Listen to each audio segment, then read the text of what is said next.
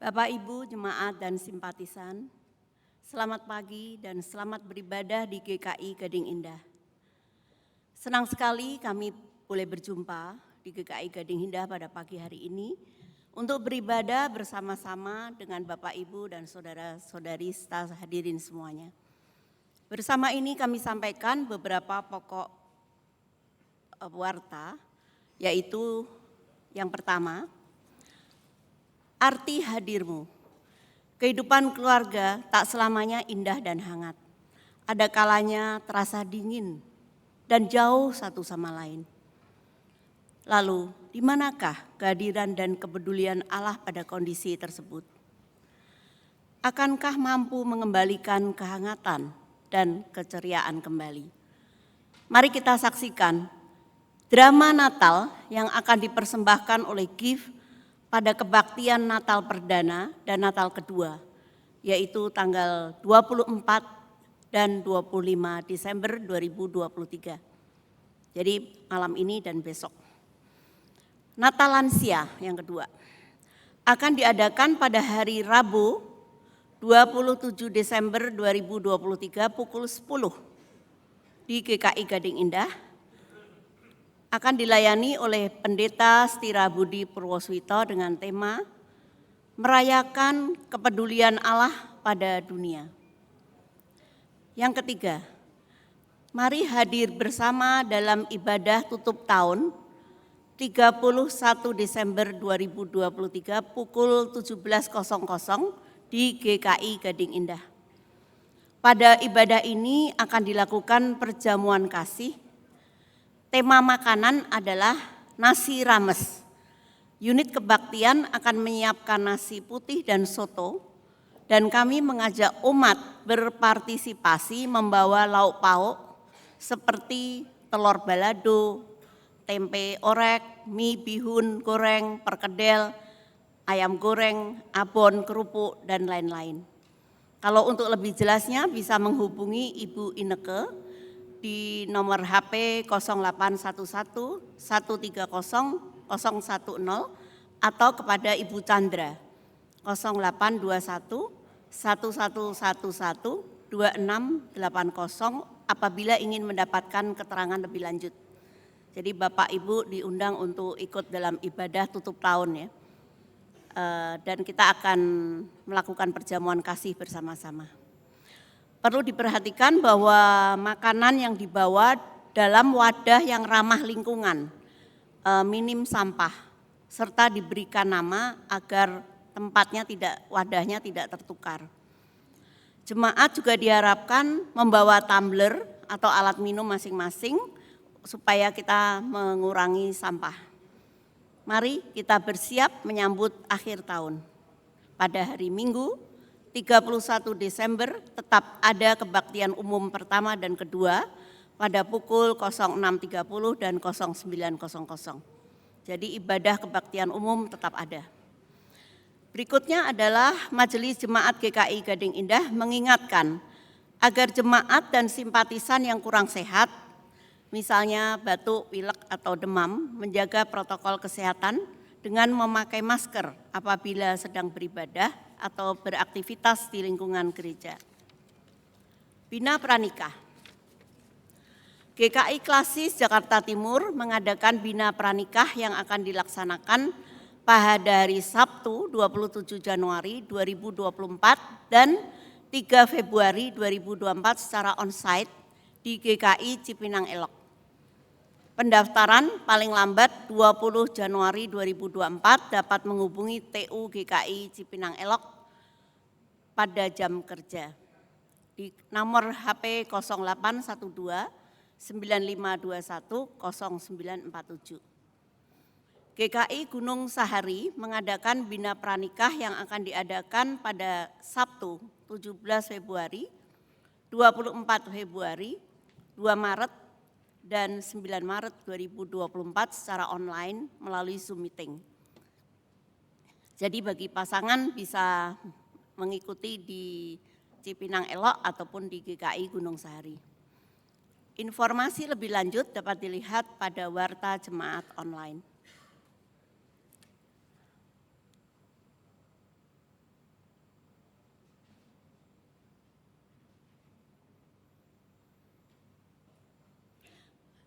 Kita akan mengumumkan sebelum presentasi dari Panitia Natal bahwa kebaktian Natal pertama akan diadakan pada tanggal 24 Desember pukul 17.00 di TKK 6 BPK Penabur. Jadi di tempat ini nanti malam, nanti sore pukul 17.00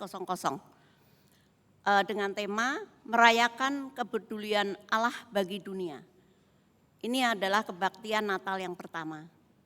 Jadi hari ini pukul 17.00 di tempat ini, di TKK 6. Kebaktian Natal yang kedua dengan tema Yesus lahir menghadirkan sukacita akan dilaksanakan besok 25 Desember 09.00 di TKK 6 BPK Penabur dilayani oleh Pendeta Novita Sutanto. Di TKK 6 ya, untuk kebaktian Natal kedua. Himbauan untuk kebaktian Natal pertama dan kedua, yaitu pertama, jangan meninggalkan barang berharga di dalam mobil. Yang kedua, dihimbau tidak membawa tas besar dan barang-barang yang mencurigakan. Ketiga, akan dilakukan pemeriksaan pada saat masuk ke TKK 6. Mohon kerjasamanya demi keamanan kita semua. Jika melihat sesuatu yang mencurigakan dan terjadi sesuatu yang urgent, segera beritahukan kepada panitia yang bertugas. Dan yang terakhir adalah perhatikan jalur evakuasi, ikutilah petunjuk yang diberikan dan akan ada petugas dan panitia keamanan yang membantu pada saat evakuasi. Mari kita mendengarkan presentasi dari Panitia Natal.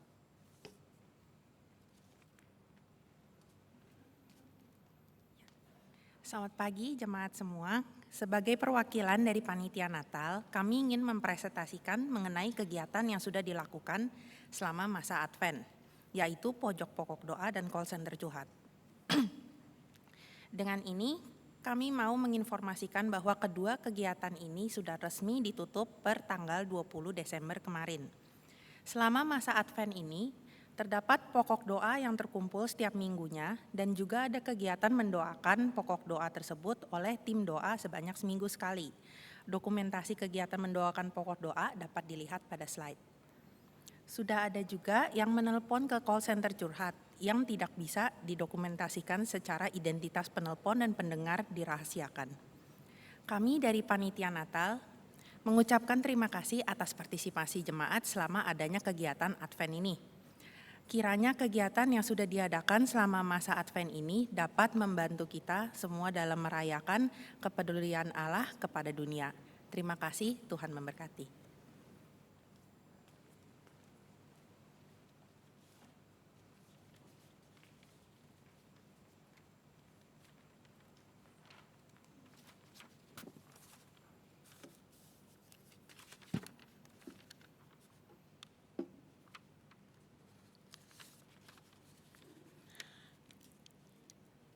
Saat ini kita akan menyalakan lilin Advent yang keempat. Sebagai tanda cinta kasih Allah yang mengundang kita untuk taat kepadanya. Inilah kesaksian Bunda Maria. Sesungguhnya aku ini adalah hamba Tuhan. Jadilah padaku menurut perkataanmu itu.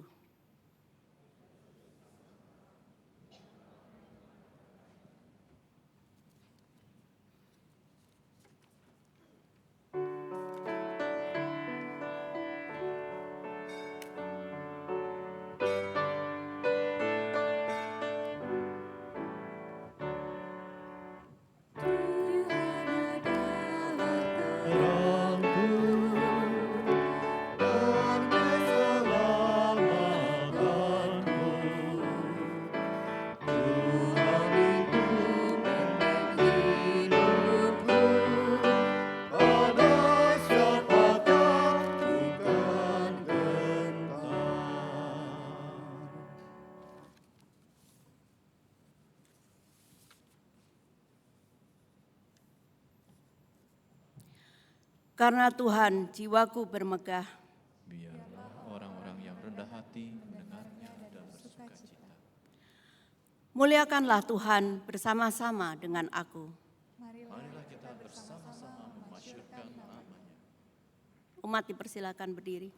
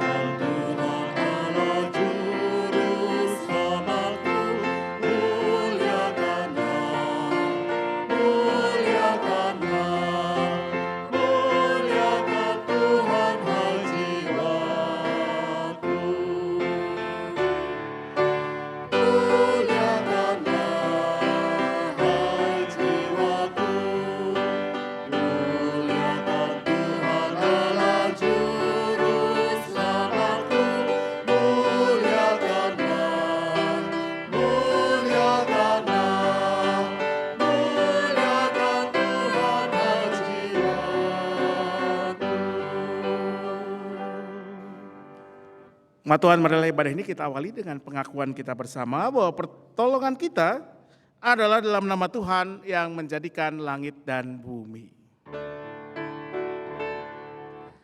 Amin, amin, amin.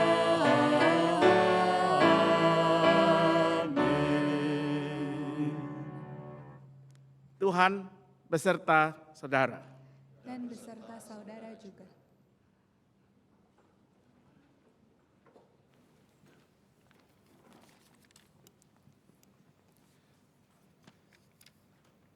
Maria adalah sosok yang dipilih oleh Allah untuk melahirkan bayi Sang Juru Selamat ke dalam dunia. Keterpilihan Maria jelas membawa konsekuensi bagi hidupnya. Namun, dengan segala kerendahan hati, Maria memilih untuk taat. Ia merelakan dirinya sebagai alat bagi terwujudnya keselamatan yang Allah janjikan. Dalam terang tema Minggu Advent yang keempat, nantikanlah Dia dalam ketaatan. Marilah kita merenungkan, apakah kita telah hidup dalam ketaatan kepada Allah saat Kristus datang untuk menghadirkan keselamatan bagi dunia? Apakah kita pun telah memberi diri untuk dipakai sebagai alatnya?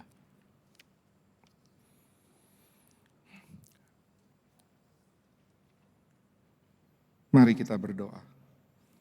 Ya Allah, betapa besar cinta-Mu bagi kami, namun betapa sempit hati kami untuk taat dan melayani-Mu. Kami kerap dikuasai oleh keegoisan dan kesombongan diri. Kami enggan membagi hidup kami bagi sesama, dan acap kali menuntut agar diri kamilah yang pertama-tama diberi dan dilayani. Ya Bapa, kasihanilah kami. Tolonglah kami untuk taat dan bersedia memberi diri bagi kehendak dan kuasa-Mu. Di dalam Kristus kami berdoa. Amin.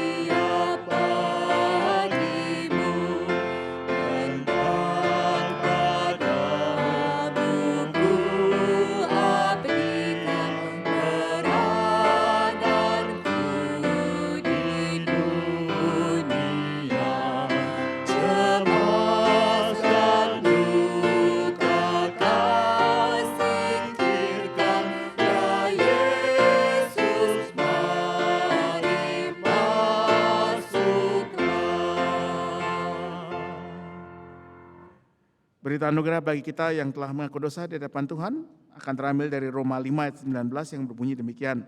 Sebab sama seperti melalui ketidaktaatan satu orang, banyak orang telah menjadi orang berdosa.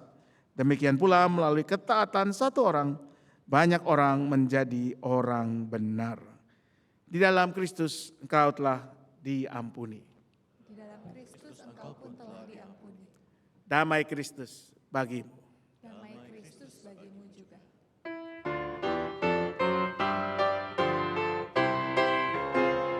Bersukacitalah selalu, tunjukkan wajah gembiramu.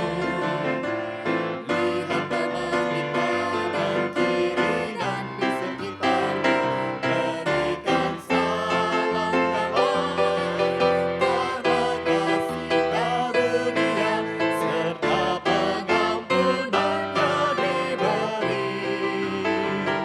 Hiduplah dalam damai, seorang dengan yang lain, itu kehendak Tuhan bagimu. Hiduplah dalam damai, seorang dengan yang lain, itu kehendak Tuhan bagimu.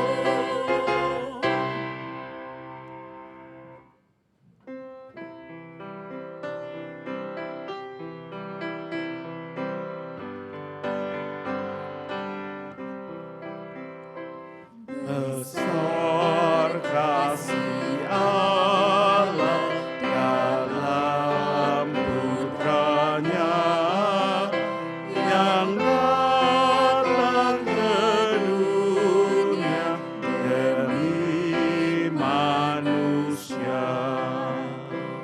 Kasih-Nya mengalir bak sungai deras, mendamaikan hati, menyerahkan cemas. Dunia Dirangkul dengan kasih-Nya, dan dosa manusia dihapuskannya.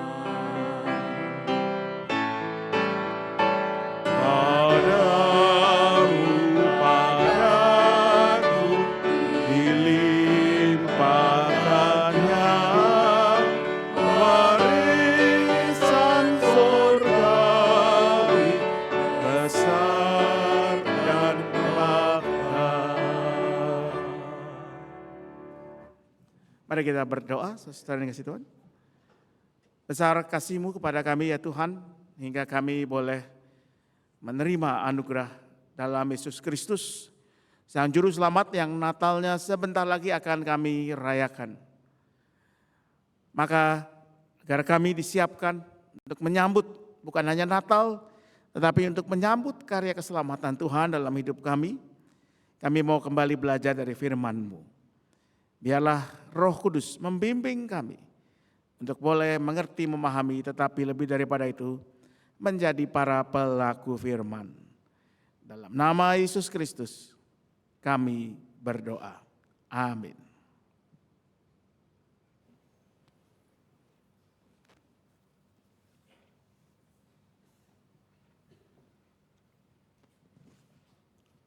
Bacaan pertama, bacaan diambil dari kitab 2 Samuel 7 ayat 1 sampai 11, dilanjutkan dengan ayat ke-16. 2 Samuel 7 ayat 1 sampai 11 dan ayat ke-16. Ketika raja telah menetap di rumahnya dan Tuhan mengaruniakan keamanan kepadanya dari semua musuhnya di sekeliling, raja berkata kepada Nabi Natan, "Lihatlah, aku tinggal di dalam rumah dari kayu aras, padahal tabut Allah tetap berada dalam tenda." Kata Natan kepada raja, "Baik, lakukanlah semua yang ada dalam hatimu, sebab Tuhan menyertai engkau." Tetapi pada malam itu juga datanglah firman Tuhan kepada Natan. Pergilah, katakan kepada hambaku Daud, beginilah firman Tuhan. Benarkah engkau akan mendirikan rumah bagiku untuk kudiami? Aku tidak pernah tinggal dalam rumah sejak aku menuntun orang Israel dari Mesir sampai hari ini. Aku selalu mengembara dan tinggal dalam kemah sebagai tempat kediaman.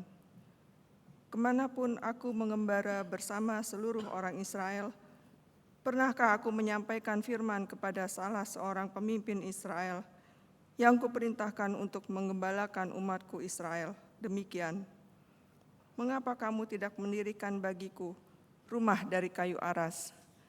Sebab itu, haruslah kau katakan demikian kepada hambaku Daud. Beginilah firman Tuhan semesta alam. Akulah yang mengambil engkau dari padang rumput ketika masih menggiring kambing domba untuk menjadi pemimpin atas umatku Israel. Aku telah menyertai engkau kemanapun engkau pergi dan melenyapkan semua musuhmu dari hadapanmu.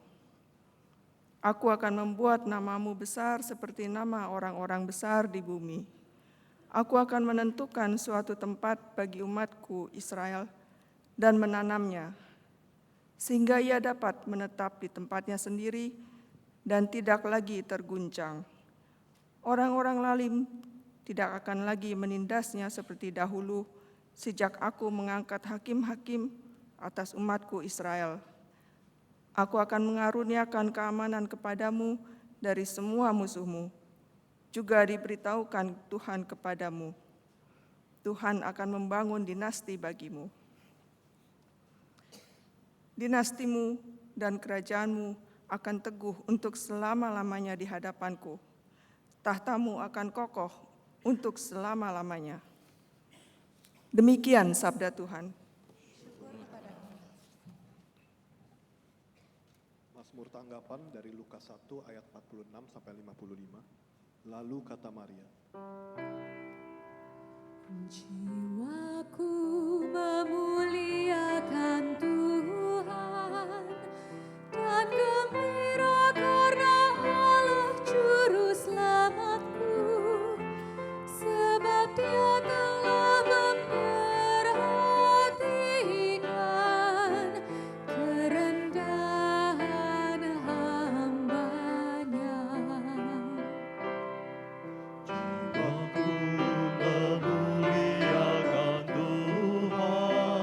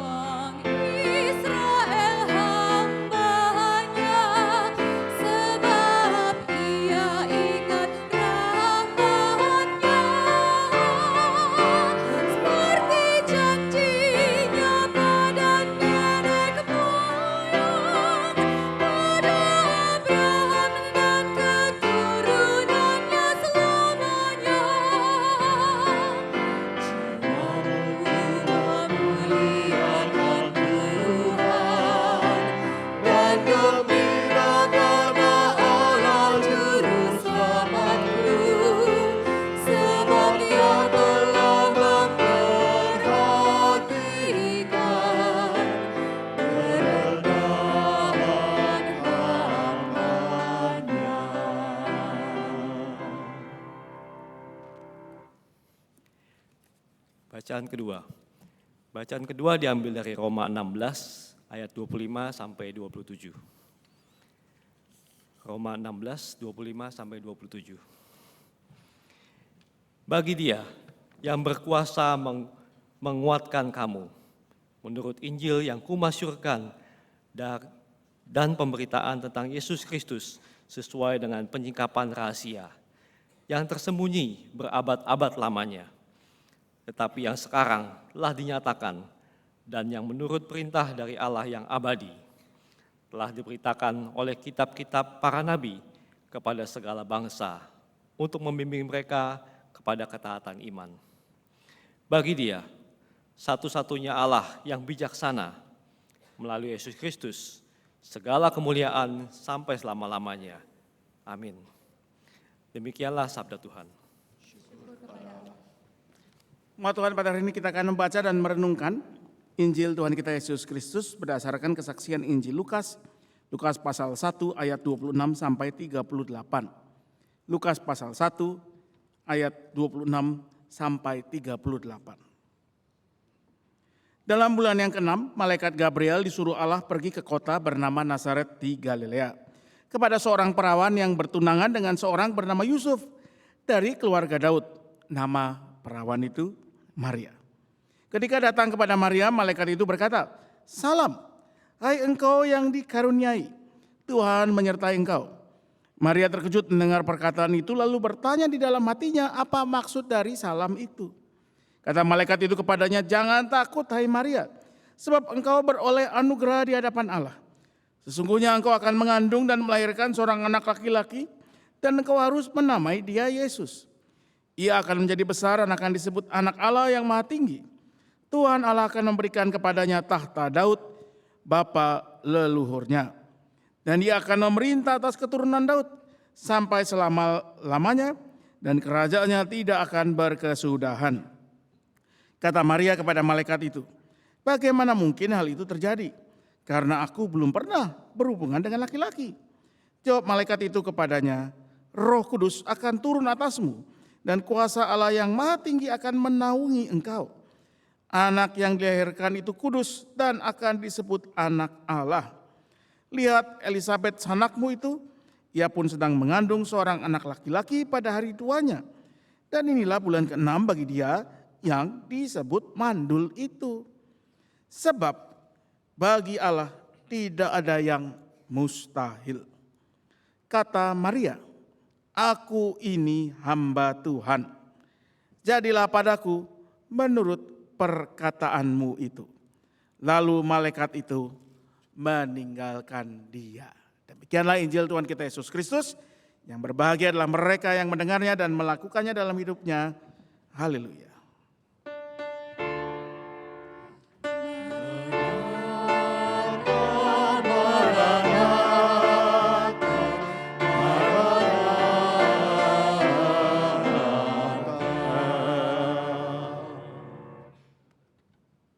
Saudara dikasih Tuhan, kalau dalam dunia advertising, ya, periklanan, biasa orang itu menciptakan sebuah slogan atau jargon, tagline yang gampang diingat, catchy kalau kata orang, kita menangkapnya langsung dan langsung membuat orang teringat pada produknya. Misalnya nih ya, Anda mungkin masih ingat tahun 90-an waktu kita semua masih suka nonton televisi dan banyak iklan-iklan yang barangkali produk yang diiklankan apa juga kita sudah nggak ingat, mungkin produknya juga sudah tidak ada lagi, tidak diproduksi, tapi kita masih ingat slogannya.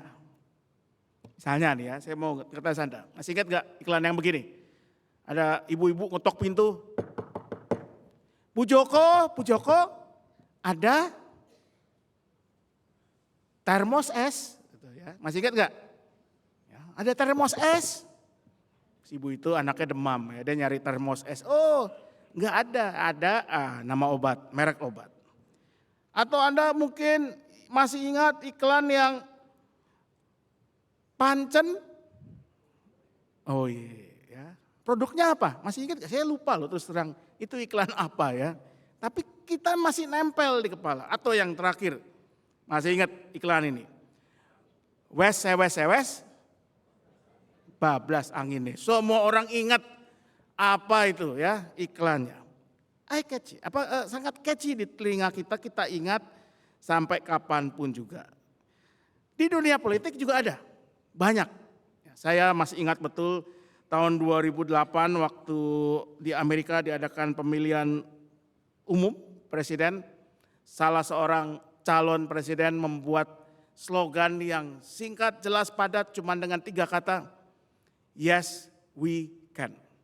Kalau saya sampai sekarang kalau menonton video klip bagaimana pidatonya calon ini ya, si Barack Obama dirangkai dengan kata-kata itu, yes we can, itu masih menggetarkan hati.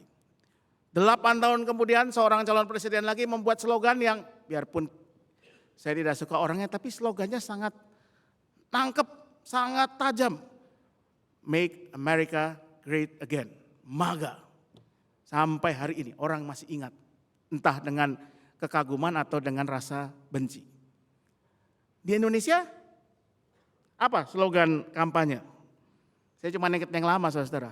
Kerja, kerja, kerja. Yang sekarang, tadi malam sambil menyiapkan khotbah ini, saya terpaksa menonton maksudnya saya belum menonton video debat calon wakil presiden. Ya, saya udah males nonton sebetulnya ya, debat-debat buat saya, itulah nggak ada isinya, semua juga klise. Toh saya sudah punya pilihan, dari jauh hari saya sudah tahu siapa yang akan saya pilih buat DPRD Jakarta. Setelah mikir panjang lebar, saya tahu siapa yang akan saya coblos sebagai calon presiden atau wapres. Saya tahu siapa yang akan saya coblos untuk DPD, biarpun saya tidak tahu persis siapa yang dicalonkan ya. Ada yang tahu nggak calon DPD siapa aja? Nggak tahu ya kita ya. Ntar tinggal lihat aja fotonya yang kira-kira paling kinclong yang mana itu Anda coblos lah. Ya, nggak ada yang kenal juga kan programnya apa, Anda nggak kenal. Dan terakhir saya akhirnya ketemu siapa yang akan saya pilih untuk DPR RI. Jadi buat saya debat-debat itu udah nggak terlalu berguna lah diikuti. Tapi tadi malam saya terpaksa nonton karena saya ingin tahu slogannya apa dari ketiga pasangan ini yang bisa merangkumkan apa yang mau mereka perjuangkan. Sampai akhir saya cuma ketemu satu, saudara, yang mengatakan kerja pakai otak, pakai hati. Yang 2 lagi saya nggak ketemu. Apa slogannya? Ya, bukan berarti saya akan pilih yang ketemu itu ya. Itu urusan nanti. Slogan. Nah, kalau di antara kita, komunitas Kristiani, orang-orang Kristen, ada enggak slogan itu? Ada, saudara. Yaitu yang diambil salah satunya dari Lukas 1 ayat 37. Anda pasti tahu betul. Bagi Allah tidak ada yang mustahil. Ini slogan yang sangat digemari orang Kristen. Dalam banyak situasi kita pakai sebagai sebuah ungkapan iman, ungkapan keyakinan. Dan baik-baik saja. Ketika misalkan ada anggota keluarga kita atau kita sendiri, kita didiagnosa menderita penyakit yang berat, kanker misalnya, stadium 3, stadium 4. Kita mau menjalani pengobatan yang tidak mudah. Kita katakan, bagi Allah tidak ada yang mustahil. Ketika kita mau membangun bersama-sama satu gereja, misalnya mau membangun gereja dengan segala kesulitannya, izin, biaya, panitianya mengatakan bagi Allah tidak ada yang mustahil. Ketika kita mau memulai usaha baru dengan segala kesulitannya, kita katakan bagi Allah tidak ada yang mustahil.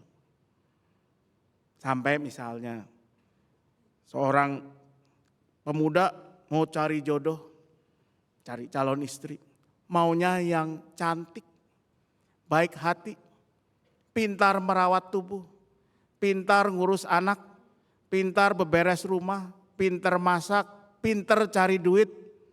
nurut sama suami. Ada enggak kira-kira? Bagi Allah tidak ada yang mustahil katanya.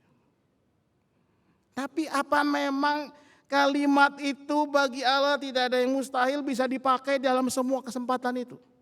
Nah, hari ini kita akan belajar dari apa yang disaksikan oleh bacaan kita, saudara. Teks kita Lukas 1 ayat 26 sampai 38, pemberitahuan tentang kelahiran Yesus.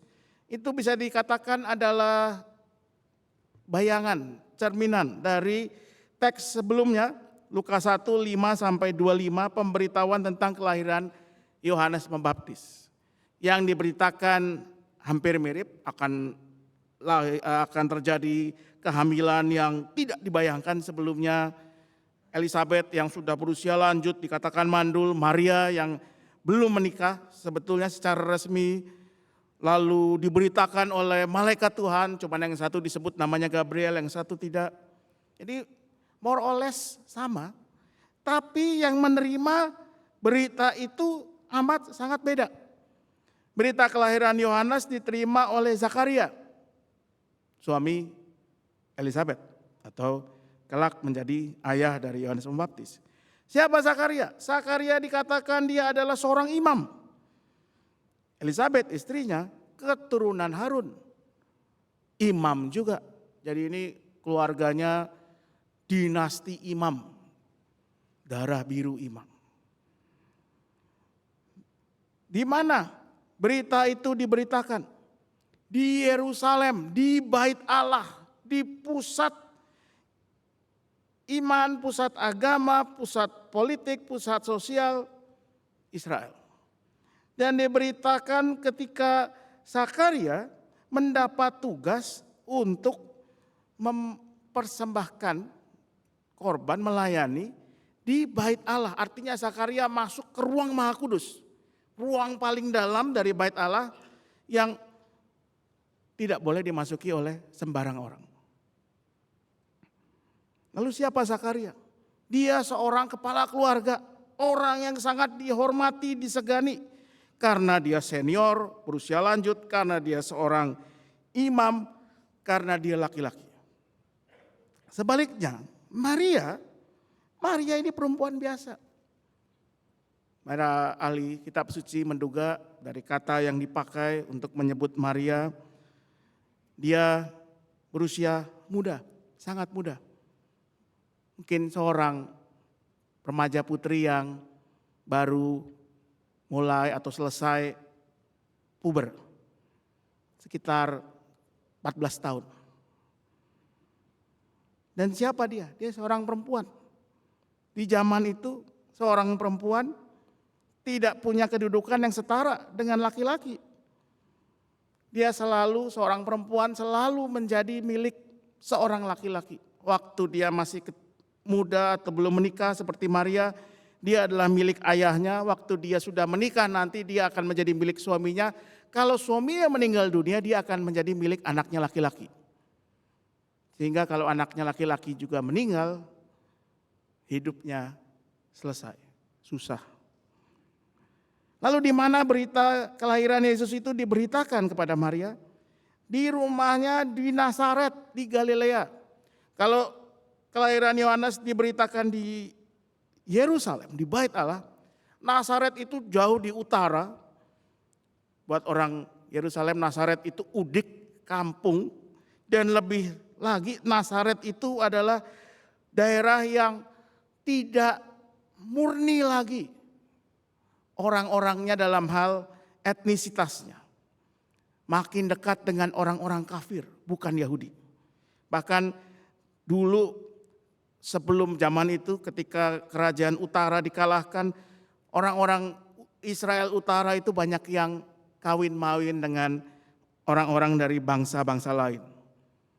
Dan orang Yahudi di selatan memandang rendah orang-orang di utara. Jadi Zakaria dan Maria punya status yang sangat jauh berbeda. Tetapi respon mereka berdua sangat beda. Kalau kita membaca di Lukas 1 ayat 5 sampai 25 tersirat Zakaria itu ragu dan tidak percaya. Karenanya dia kemudian dikatakan menjadi bisu sampai nanti anaknya lahir. Tapi bagaimana dengan Maria? Ini yang menarik saudara. Yang pertama, ketika Maria menerima salam dari malaikat Gabriel, salam yang begitu luar biasa, salam hai engkau yang dikaruniai, Tuhan menyertai engkau. Dan dari seluruh kitab Injil, dari seluruh perjanjian baru, cuman Maria yang menerima salam yang begitu hebat ini. Tapi menerima salam yang begitu luar biasa, Maria tidak berbunga-bunga hatinya, tidak gembira begitu luar biasa. Apa yang dilakukan? Ayat 29 dikatakan Maria terkejut dengan perkataan itu, lalu bertanya di dalam hatinya, apa maksud salam itu? Kenapa malaikat ini datang kepadaku? Mengucapkan salam yang begitu luar biasa. Kita dulu, saya ingat tahun 2000-an kapan ya, ketika pejabat-pejabat publik Indonesia itu mulai sering dalam kesempatan-kesempatan pidato membuka salamnya dengan juga mengucapkan salam damai sejahtera. Shalom. Oh, saya ingat dulu kita berbunga-bunga hatinya. Wah, hebat nih. Pejabat kita sudah mulai mengakui bahwa orang Kristen juga ada di Indonesia. Maju sekarang 20-an tahun kemudian, saya sudah tidak merasa apa-apa ketika mendengar salam itu. Sudah cuman sekedar jadi basa-basi belaka kesannya buat saya. Normatif. Apalagi kemudian kebiasaan pejabat kita merangkai salam semua agama jadi satu. Assalamualaikum, salam damai sejahtera, shalom. Apalagi nama budaya, untung loh agama yang diakui di Indonesia itu cuma 6. Coba 10, pidato pejabat itu sambutan awalnya aja udah berapa menit. Buat saya salam itu jadi mulai kehilangan makna. Kenapa? Semua pejabat mengucapkan salam damai sejahtera, shalom, tapi izin gereja masih susah sampai hari ini. 20 tahun tidak banyak kemajuan. Maria mendengar salam yang luar biasa itu, dia tidak berbunga-bunga hatinya. Dia terkejut dan bertanya. Bahkan dia kemudian makin kritis. Tidak mudah dibuai oleh sesuatu yang kedengarannya enak. Dia mempertanyakan, mengapa aku menerimanya? Dan kekritisan Maria tidak hanya berhenti di situ. Bukan cuma mengapa aku, tetapi berlanjut ke bagaimana mungkin. Ya, ketika malaikat Gabriel mengatakan, jangan takut, engkau beroleh anugerah Allah, sesungguhnya engkau akan mengandung melahirkan anak laki-laki dan engkau harus menamai dia Yesus. Dia akan menjadi besar, disebut anak Allah yang maha tinggi. Tuhan Allah akan memberikan kepadanya tahta Daud, bapa leluhurnya. Ia akan memerintah keturunan Yakub sampai selama-lamanya dan kerajaannya tidak akan berkesudahan. Janji yang luar biasa, hebat. Maria mendengar itu. Reaksinya apa? Bagaimana mungkin? Karena aku belum pernah berhubungan dengan laki-laki. Enggak salah kamu. Bagaimana mungkin hal yang hebat itu bisa terjadi? Lah titik berangkatnya aja belum ada.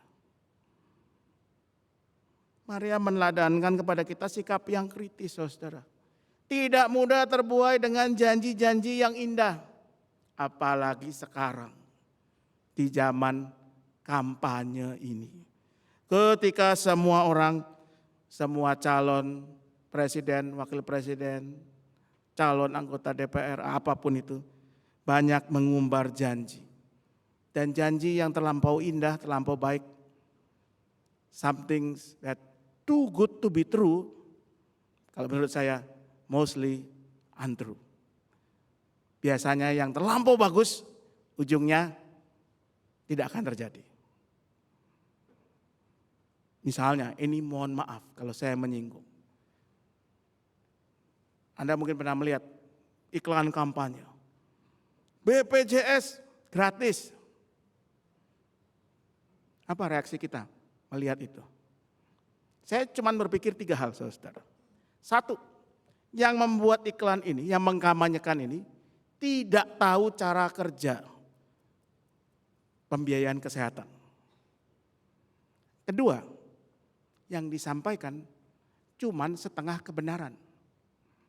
BPJS gratis buat yang kelas berapa? Bagaimana kelas yang lainnya? Atau kalau gratis, konsekuensinya pajak kita, kalau kita mau seperti negara-negara welfare state di Eropa, pajak itu 40-45% untuk membiayai kesehatan. Enggak disebut. Atau yang ketiga, yang bikin iklan itu sudah yakin nggak bakal menang, ya sudahlah gue buat janji sebesar-besarnya, syukur kalau ada yang nyoblos. Nggak bakal menang juga. Mohon maaf. Kita mendengar janji-janji yang indah itu justru diajak seperti Maria bertanya, bagaimana mungkin? Saya akhir-akhir ini banyak menemukan video di TikTok yang mengatakan debat di Indonesia ini debat calon pejabat publik yang paling bagus itu adalah waktu pemilihan gubernur DKI tahun 2017. Waktu satu calon mengatakan kita akan buat program rumah DP 0%, calon satunya ngeluarin kertas. Coba kita hitung. DP 0%, per rumah berapa yang dibutuhkan, keluar angka X triliun, pertanyaannya gampang, siapa yang mau bayar? Bagaimana mungkin? Kritis, jangan segan mempertanyakan, apapun juga. Tetapi Maria tidak cuma berhenti pada kekritisan, tidak cuma berhenti pada bertanya, mendebat, berargumen seperti di talk show itu. Setelah mendengar apa yang Gabriel kemudian katakan, Roh Kudus akan turun atasmu dan kuasa Allah yang Maha Tinggi akan menaungi engkau. Anak yang dilahirkan itu kudus dan akan disebut anak Allah. Lihat Elisabeth anakmu itu, ia pun sedang mengandung seorang anak laki-laki pada hari tuanya dan inilah bulan ke-6 bagi dia yang disebut mandul itu. Setelah mendengar semua itu, Maria kemudian mengambil sebuah keputusan. Dan saya membayangkan, pada saat itu Maria belum sungguh-sungguh dapat gambaran yang jelas sebetulnya. Apa yang akan terjadi ke depan. Saya yakin buat Maria janji Gabriel yang di depan itu ya tentang tahta Daud dan sebagainya kejauhan buat dia. Dia cuman seorang remaja dari kota kecil bernama Nazaret. Saya yakin Maria tidak punya bayangan tentang menjadi seorang ibu. Sekalipun pada zamannya pasti banyak perempuan yang menikah di usia muda dan menjadi orang tua di usia muda. Maria belum punya bayangan apa yang akan terjadi dengan dirinya. Coba bayangkan saudara, usianya 14 tahun. Anak kita umur 14 tahun mikirnya apa? Masih sibuk nonton konser Blackpink. Atau mungkin main apalah itu ya, Mobile Legend, whatever lah, apapun itu. Enggak terbayangkan apa yang akan terjadi dengan dirinya. Bagaimana dia akan membesarkan anaknya. Dan seterusnya, dan seterusnya. Maka apa yang kemudian Maria lakukan? Dengan informasi yang terbatas itu. Maka Maria melakukan apa yang disebut sebagai leap of faith, lompatan iman. Dia menyambut apa yang disampaikan Gabriel dengan mempercayakan dirinya kepada Tuhan. Mungkin kita bisa sebut nekat, bondo nekat, bonek. Maria jelas bukan bonek lah, dia bukan orang Surabaya. Dia orang Israel, Palestina. Tetapi Maria percaya kalau Tuhan yang memintanya, entah bagaimana caranya, maka Tuhan yang akan memampukannya. Maka Maria menjawab, ayat ke-39, aku ini hamba Tuhan, jadilah padaku menurut perkataanmu itu. Maria, perempuan muda yang pada masa itu biasanya dianggap selalu menjadi milik laki-laki, tidak minta pertimbangan satu laki-laki pun untuk menyambut apa yang disampaikan oleh Gabriel. Dia tidak, tunggu ya Gabriel, aku tanya dulu kepada bapakku. Ya, dia ngetok kamar bapaknya kalau pakai pintu kayu. Atau tunggu ya, aku tanya dulu ke tunanganku, dia keluarin handphone, dia WA. Cup, sorry malam-malam, sorry ya beb. Ini di depanku ada Gabriel nih, malaikat. Dia bilang, nanti aku akan hamil sebelum menikah denganmu. Boleh enggak? Tentu enggak saudara, karena belum ada handphone juga zaman itu. Apa yang Maria lakukan? Dia katakan, sesungguhnya aku ini hamba Tuhan. Hamba itu dalam bahasa Yunani digunakan kata doulos, artinya budak. Apa itu budak? Dia adalah milik dari majikannya. Siapa pemiliknya? Tuhan. Bukan ayahnya, bukan suaminya Yusuf, dan bukan siapapun juga. Karena itu hanya kepada Tuhan dia taat sepenuh-penuhnya. Dan karena itu Maria juga sadar ini semua bukan tentang dirinya. Bukan tentang kepentingannya, bukan tentang ambisinya, bukan tentang kemauannya, tapi tentang Tuhan Allah dan rencananya. Rencana keselamatan yang mau Tuhan Allah nyatakan kepada dunia. Dan sekalipun Maria mungkin tidak sepenuhnya mengerti, memahami, tapi dia percaya akan rencana itu. Dan ia menyerahkan dirinya untuk dipakai dalam rencana itu. Bagaimana dengan kita saudara? Ketika kita mengatakan bagi Allah tiada yang mustahil. Apakah memang kita mau sungguh taat, tunduk kepada Allah, kehendak dan rencananya? Atau yang kita inginkan sebetulnya, ya udahlah Tuhan ikutinlah apa yang aku mau, yang aku inginkan, apa yang aku harapkan. Apakah itu keberhasilan, kesuksesan, kesembuhan, hal-hal yang sebetulnya wajar juga sih kita inginkan. Tapi bacaan kita hari ini mengingatkan kita. Ketika kita mengatakan bagi Allah tidak ada yang mustahil, maka kita harus belajar menantikan, menundukkan diri pada apa yang menjadi kehendak Allah. Entah itu sesuai dengan yang kita mau, kita inginkan, kita harapkan, atau juga berbeda, bahkan bertentangan dengan yang kita inginkan, kita harapkan. Kenapa? Karena apa yang Tuhan Allah kehendaki, rencanakan, rancangkan, itu yang kita imani sebagai yang terbaik. Maka mari kita seperti Maria yang menantikan janji Tuhan dengan ketaatan dan iman, mempercayakan diri. Amin.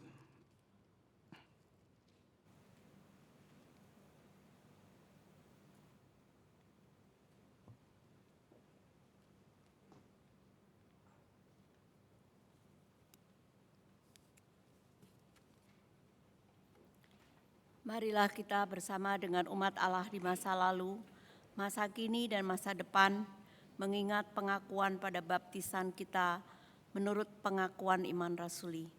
Aku percaya kepada Allah Bapa yang Maha Kuasa, Khalik langit dan bumi, dan kepada Yesus Kristus, anaknya yang tunggal Tuhan kita, yang dikandung dari Roh Kudus, lahir dari anak darah Maria, yang menderita sengsara di bawah pemerintahan Pontius Pilatus, disalibkan, mati dan dikuburkan, turun ke dalam kerajaan maut.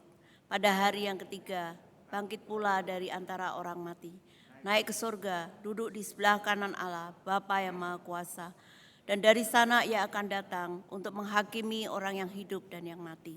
Aku percaya kepada Roh Kudus, gereja yang kudus dan am, persekutuan orang kudus, pengampunan dosa, kebangkitan orang mati, dan hidup yang kekal. Amin. Mari kita berdoa. Kami bersyukur ya Tuhan, hari ini kami diingatkan agar kami meneladani Maria. Maria yang percaya pada rencana Tuhan. Maria yang menundukkan diri pada rencana dan kehendak Tuhan. Maria yang mempercayakan hidupnya untuk dipakai bagi pemenuhan rencana keselamatan Tuhan. Maka biarlah kami jadikan hidup kami juga sebagai bagian dari karya keselamatan-Mu. Kami percayakan diri kami. Kami belajar menundukkan diri kehendak kemauan kami pada apa yang menjadi kehendak kemauan Tuhan sendiri. Hingga pada akhirnya kami boleh melihat apa yang terbaik dari-Mu, itu yang terjadi dalam hidup kami. Kami mau berdoa bagi kehidupan bersama kami sebagai keluarga, sebagai gereja, sebagai bangsa dan negara. Kami berdoa khususnya menjelang perayaan Natal dan pemilihan umum tahun depan. Kami berdoa agar semua keadaan boleh terjaga dalam keadaan yang baik, aman, tentram. Agar tidak ada orang yang perlu beribadah dengan ketakutan karena ancaman-ancaman. Agar setiap pihak yang berkontes pada pemilu nanti boleh berkampanye, boleh memperjuangkan aspirasinya dengan cara yang baik dan tidak memecah belah kami. Dan biarlah Tuhan berikan hikmat kepada para pemimpin kami, kepada pihak-pihak yang berwenang menjaga keamanan, menjaga ketertiban. Tapi juga kepada kami semua, siapapun kami, agar kami boleh juga melakukan apa yang baik untuk hidup bersama di bumi Indonesia ini. Kami berdoa untuk perayaan Natal yang sudah menjelang, sebentar lagi akan kami sambut dan rayakan. Biarlah Natal boleh terus mengingatkan kami bahwa Natal adalah tanda Allah yang peduli, Allah yang tidak tinggal diam, tetapi Allah yang hadir dalam dan lewat kehidupan kami semua. Dan karena itu biarlah setiap kami dikuatkan dalam pergumulan kami, pergumulan terkait pekerjaan atau usaha kami, pergumulan dalam relasi antara anggota keluarga, dan pergumulan-pergumulan kesehatan kami. Biarlah kami selalu ingat, Tuhan hadir beserta kami. Inilah doa kami ya Tuhan, sempurnakanlah karena kami naikkan hanya dalam satu nama, Yesus Kristus Tuhan kami, yang juga sudah mengajarkan kami untuk berdoa seperti lagu berikut. Bapa kami yang ada di surga, dikuduskanlah nama-Mu, datanglah kerajaan-Mu, jadilah kehendak-Mu di bumi seperti di surga. Beri kami hari ini makanan yang secukupnya, ampuni salah kami seperti kami ampuni yang bersalah pada kami. Jangan bawa kami dalam pencobaan, melainkan lepaskan kami dari yang jahat. Kaulah yang punya kerajaan dan kuasa dan kemuliaan sampai selama-lamanya. Amin. Amin.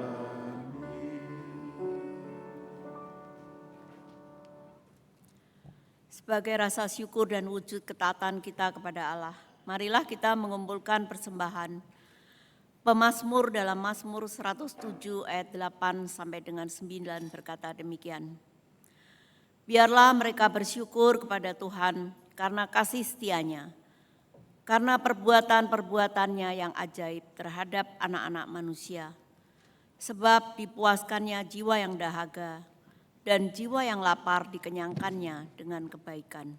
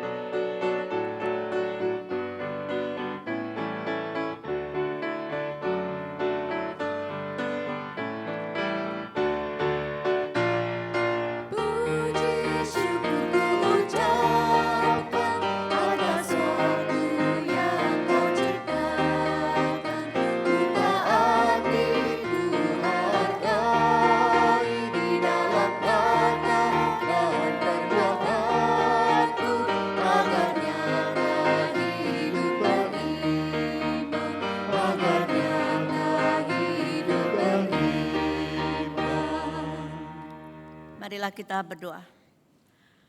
Ya Allah, sesungguhnya semua yang baik dalam hidup kami berasal dari-Mu.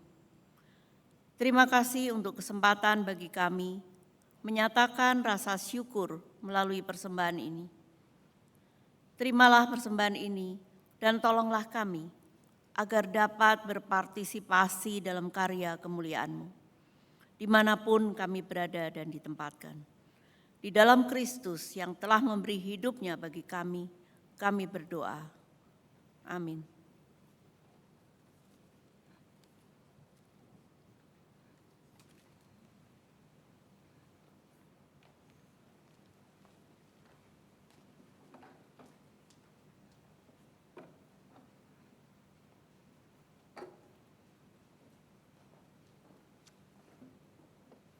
Umat yang terkasih, nantikanlah Kristus dalam ketaatan. Sekalipun jalan ketaatan mungkin terasa terjal dan berat, percayalah bahwa kasih dan kuasa-Nya senantiasa hadir untuk membimbing dan menopang langkah-langkah kita.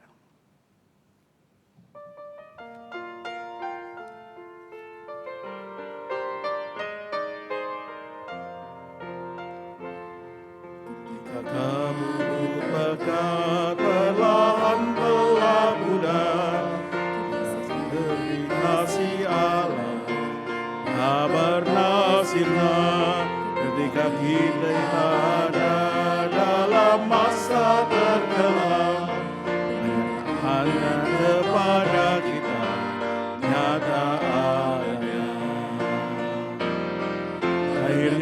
Kristus di dunia menghadirkan sukacita, hanya keteladannya bagi semua.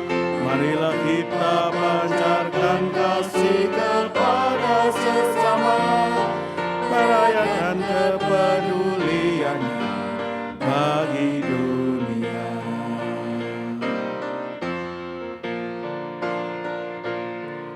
Ketika Yusuf dan Maria menantikan lahirnya, kegelisahan menghampiri hati mereka. Itu jawaban Allah bagi manusia, hanya membawa damai dan sejahtera. Akhirnya Kristus di dunia menghadirkan sukacita, hanya keteladannya bagi semua. Marilah kita pancarkan kasih kepada sesama, merayakan kepeduliannya bagi dunia.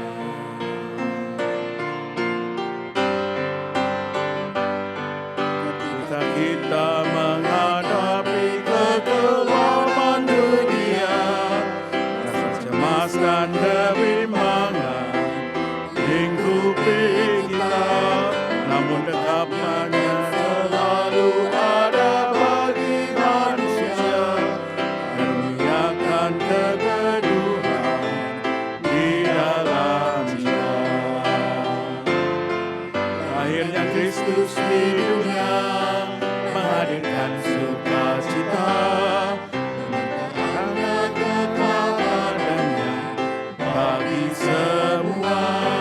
Marilah kita pancarkan kasih-Nya pada sesama, merayakan kepeduliannya pada dunia.